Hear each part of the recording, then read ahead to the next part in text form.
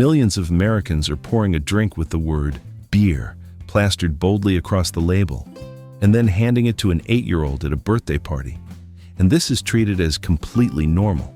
The label clearly says beer, yet there's absolutely not a single drop of alcohol inside. The root beer label has confused people for generations, especially when it is being served to our kids. But here's the thing. This beverage has absolutely nothing to do with traditionally fermented kegs of beer. Its title comes from a spectacular deception designed to literally knock out heavy drinkers. Today, we are going to unpack the mysteries behind the name root beer, how it all began, and exactly why this root brewed water transformed into such a massive American cultural icon. At its core, we are talking about a carbonated soft drink. It possesses an incredibly distinct sweetness. Its color isn't like typical sodas. It ranges from a warm, deep brown to an alluring shade of red. And behind that is a wildly complex flavor profile. The taste of root beer is an unbelievably diverse blend. Its foundation is built on sassafras and sarsaparilla roots. Added to that is a delicate fusion of vanilla, licorice, and wintergreen. Finally, a touch of cinnamon, nutmeg, and pure molasses. Incredibly rich and profound. But here's what surprises most people. Americans view this as a familiar, sweet, and aromatic beverage. But people from other countries experience a genuine shock, especially in Europe. They often describe this drink as tasting exactly like toothpaste or mouthwash, or even cough syrup. Why is there such a bizarre discrepancy? The true cause lies in one tiny ingredient: wintergreen. In European countries, wintergreen is widely used in medicine. Their childhood memories associate this scent directly with the family medicine cabinet, not at all with a fun picnic like ours. To understand why a drink that tastes like medicine became an American legacy, we have to travel back in time. The earliest version wasn't born in modern factories at all. It emerged from the traditional culture of indigenous North Americans. Since ancient times, they knew how to boil sassafras roots. Their purpose was very clear: to create a daily beverage and to craft medicinal remedies. A perfect intersection of nature and healing. Digging even deeper, you will find something fascinating. A similar fermented beverage actually appeared as far back as 7,000 years ago. It was present in Eastern Europe and the Middle East. History always has these invisible connecting threads, but the real boom that changed the game only took place during the small beer era. When the very first groups of Europeans set foot in North America, they faced a massive danger. The drinking water in this new land was frequently and severely contaminated, and drinking raw water was essentially suicide. What was their solution? They applied an ancient survival tradition, brewing small beer. Simply put, this is a type of beer with an incredibly low alcohol content, low enough that it won't get you drunk. But the alcohol inside was just enough to kill off the disease-causing bacteria in the water. To brew this beer, they utilized local roots and tree bark, an astonishingly brilliant adaptation. However, that crude brew still wasn't the root beer of today. So, who actually turned it into a commercial icon? Everything truly changed when a pharmacist named Charles Hires stepped onto the scene. He is the man most responsible for commercializing this beverage. Originally, Hires planned to call his invention root tea, a rather elegant-sounding name, but he quickly realized a brutal truth. Who was his target audience at the 1876 Philadelphia Centennial Exposition? It was the rugged, dust-covered coal miners. Tea wasn't exactly going to draw them in, so he decided to rename it root beer, adding the word beer, changing the entire perception. A brilliant start indeed. But few people know that this drink once stood on the brink of total collapse. A hidden danger pushed it into a massive crisis. In its earliest days, root beer was absolutely authentic. It was brewed entirely from natural roots and bark.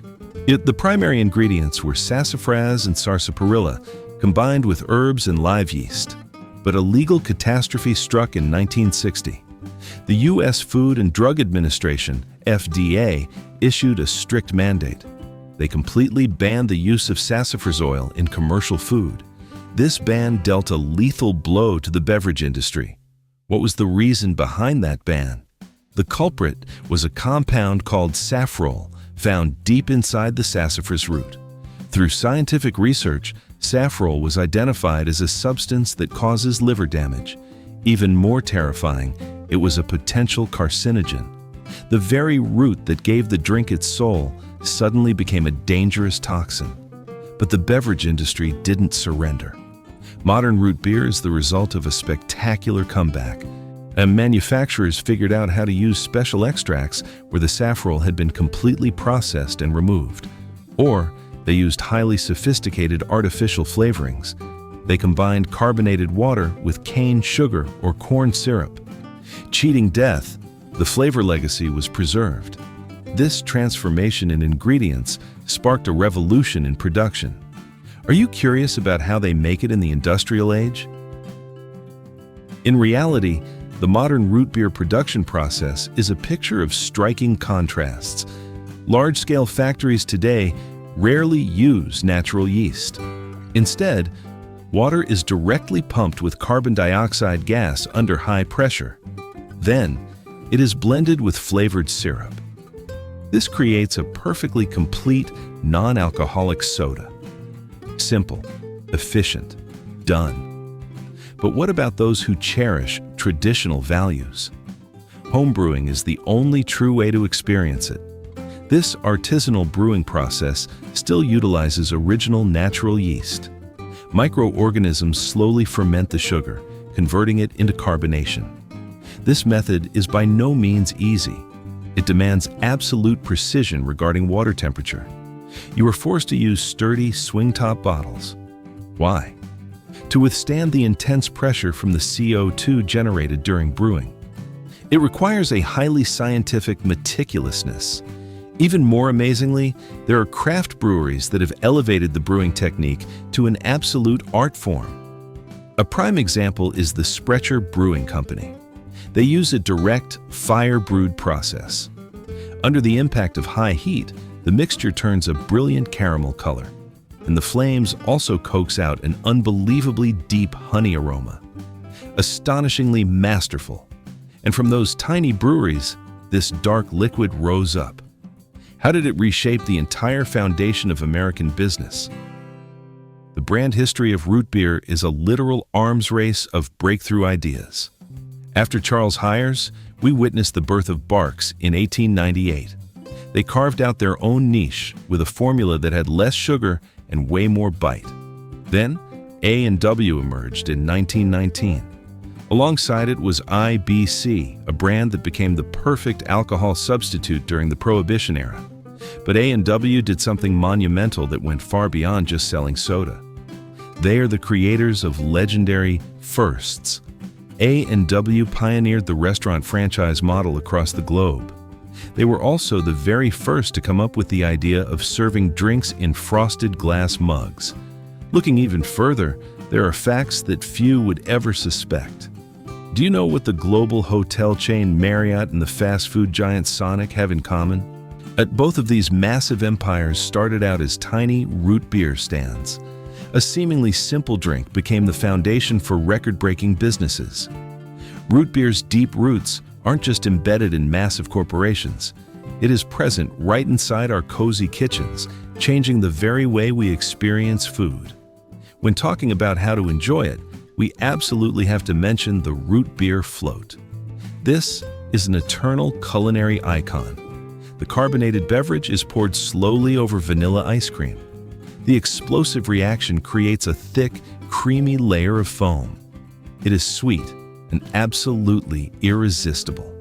Root beer is also a secret weapon in cooking. Thanks to its high acidity and strong carbonation, it acts as an outstanding meat tenderizer.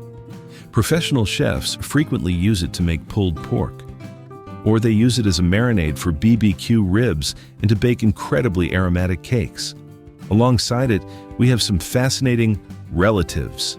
For example, birch beer, made from birch bark, which is noticeably less sweet. Or sarsaparilla, extracted from the smilax root, carrying a deeply classic, old-school vibe. Modern versions of root beer on the market today are almost exclusively non-alcoholic. Absolutely safe. Alcohol only appears at incredibly low concentrations, under 2%. And this only happens if the beverage is homebrewed using natural yeast, or it appears in hard root beers that are spiked with alcohol. What about energy and staying awake? Most famous brands like A&W, Mug, or Dad's are naturally caffeine-free. This cements its status as the ultimate kid-friendly beverage. So you see, root beer went from a wild-growing root, survived a lethal ban by the FDA, and became the catalyst for billion-dollar empires. What is your very first memory of root beer? A birthday party? A long family road trip? A drive-in movie with your dad? Let me know down in the comments.